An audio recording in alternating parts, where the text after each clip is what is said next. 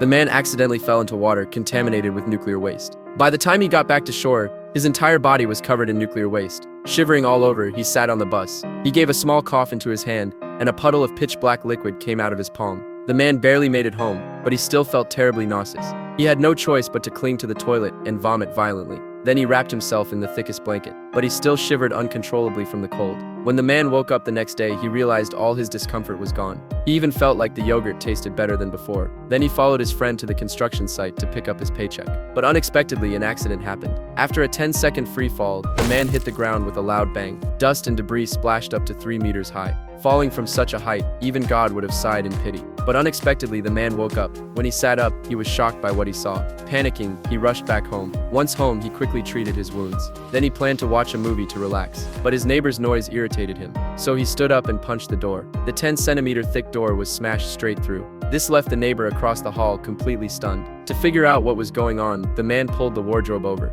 Then, with just a slight effort, the heavy wardrobe flew across the room to the doorway. In disbelief, the man walked up to the radiator and effortlessly tore off the 100-pound radiator. Only then did the man realize his body had mutated. So he did what everyone dreams of doing. Dressed in all black, he walked straight to an ATM. He punched the machine again and again, and finally yanked the ATM right out of the wall with ease. With all that cash in hand, the first thing he did was fill the fridge with yogurt. Just as he was about to change his wound dressing, he realized there was no trace of the wound. At that moment, he felt a mysterious power flowing inside him.